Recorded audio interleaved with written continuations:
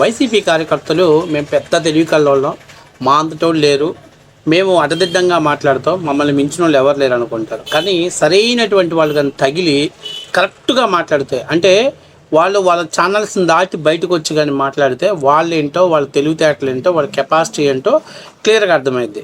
ఈరోజు మీకు వైసీపీలో వెంకటేష్ అని తెనాలి, మామూలుగా మనోడు నారదా అనేటువంటి ఒక ఛానల్ ఉంది. ఆ ఛానల్లో వీడు పెద్ద తెలివికల్లోనైనట్టు, వీడు పెద్ద ప్రపంచ మేధావి అయినట్టు, ఈయన మించిన వాళ్ళు ఎవరు లేనట్టు పెద్ద బిల్డప్ చేస్తూ ఉంటాడు. అయితే మొన్నెందుకో ఎవరో ఒక పబ్లిక్ డిబేట్ నిర్వహిస్తూ మనోడికి కూడా దగ్గర తీసుకొచ్చి మైక్ పెట్టారు. అయితే మనోడు మామూలుగా కాదు, ఒక రేంజ్లో పర్ఫార్మెన్స్ చేయడంతో అక్కడ ఉన్నటువంటి వాళ్ళు పబ్లిక్ రియాక్షన్ అయ్యి గతంలో మీ జగన్మోహన్ రెడ్డి ఈ మాట మాట్లాడాడు, మరి అప్పుడు ఎలా మాట్లాడారు మీరు అని చెప్పి అడిగితే మనోడి దగ్గర సమాధానం లేకుండా పలానాయం సభకు సంస్కారం అంటూ చిత్తగించాడు. అసలు ఒకసారి మనోడు ఏం మాట్లాడాడో మీరు ఒకసారి చూడండి.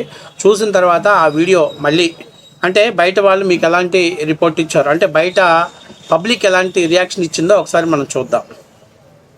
వెళ్ళే ముందు మీరందరూ కూడా మన ఛానల్ని సబ్స్క్రైబ్ చేస్తారని నేను మనస్ఫూర్తిగా కోరుకుంటున్నా.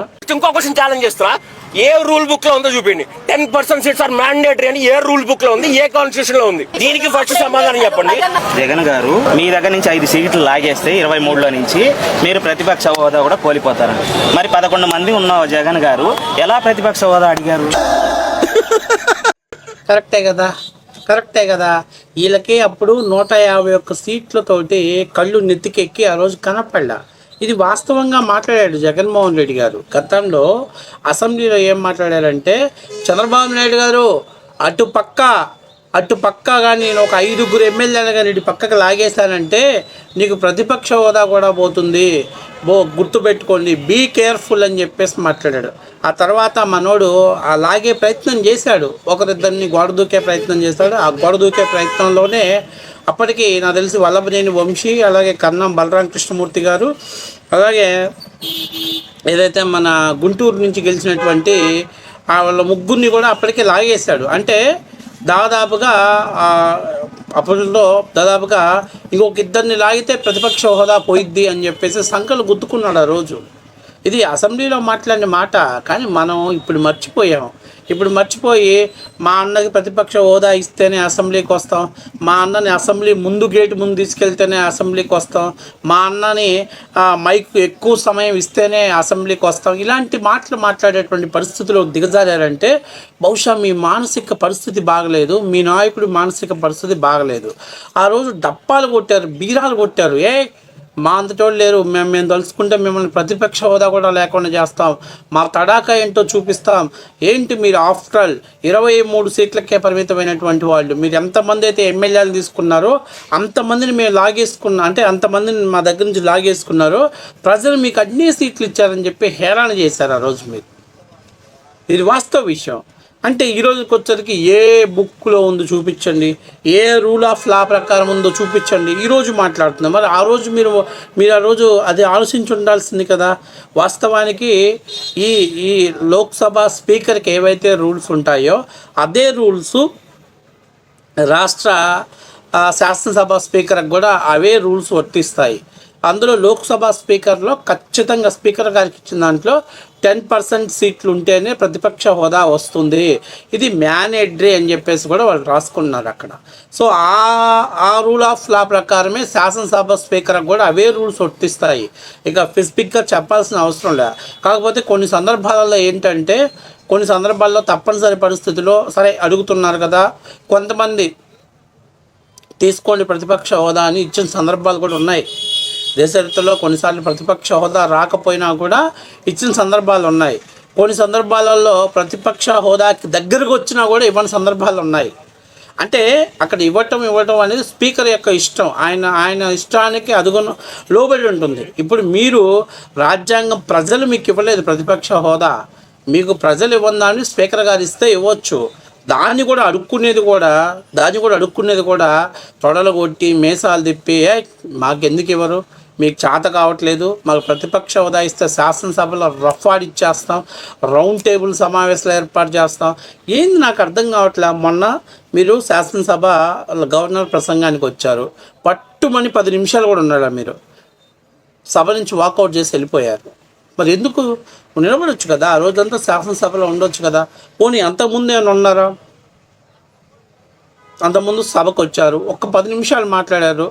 11 నిమిషం అవ్వగానే గవర్నర్ ప్రసంగం మొదలైంది. ఆర్థిక విధ్వంసం మీద వైట్ పేపర్ రిలీజ్ చేస్తామన్నారు. చల్ కేల్కతం దుకాణం బంద్, పరిగెత్తిపోయారు. ఆర్థిక విధ్వంసం అంటే గత ప్రభుత్వం చేసిన ఆర్థిక విధ్వంసం అన్నప్పుడు మీరే కదా దానికి సమాధానం చెప్పాల్సింది. మీరే జగన్మోహన్ రెడ్డి గారే కదా చెప్పాల్సింది. మరి అక్కడ ఉండి దాన్ని ఫేస్ చేసుకోవచ్చు కదా. ఇలాంటివి మన వల్ల కాదు. ఇవన్నీ కూడా జగన్మోహన్ రెడ్డి శాసనసభలో వాళ్ళు ర్యాగింగ్ చేస్తారని తెలుసు, శాసనసభలో మనల్ని అవమానం చేస్తారని తెలుసు. ఇవన్నీ ఫేస్ చేయడానికి మనం సిద్ధంగా లేము.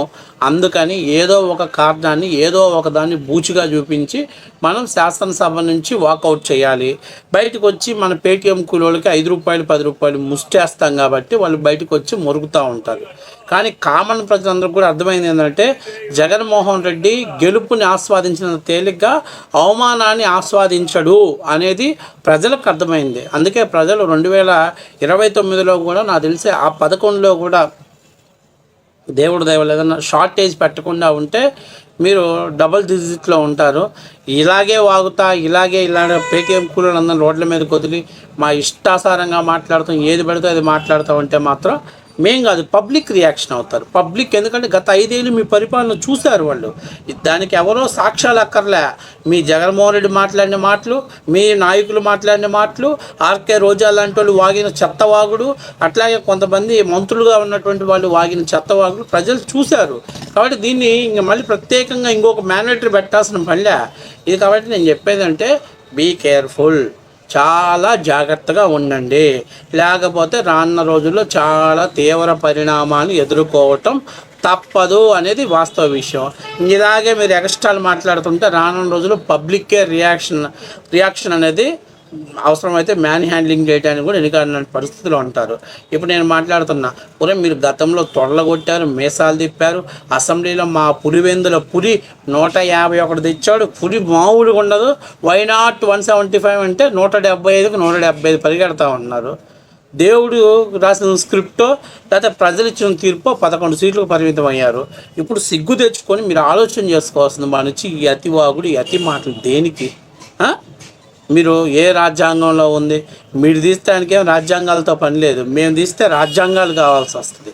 కాబట్టి ఇప్పుడు పబ్లిక్కే రియాక్షన్ అయ్యి సమాధానం చెప్పారుగా, సరిపోయిందిగా, కరెక్ట్గా దిగిందిగా. మీకు అతనే చెప్పాడు గతంలో జగన్మోహన్ రెడ్డి ఏ రాజ్యాంగంలో చెప్పాడు, ఏ రూల్ ఆఫ్ లాలో ఉందని చెప్పి ఇది మెన్షన్ చేశాడని అడిగినప్పుడు మరి దానికి సమాధానం చెప్పాల్సింది నువ్వు. మనం సమాధానం చెప్తే పేటీఎం డబ్బులు పడవనేది వాస్తవ విషయం.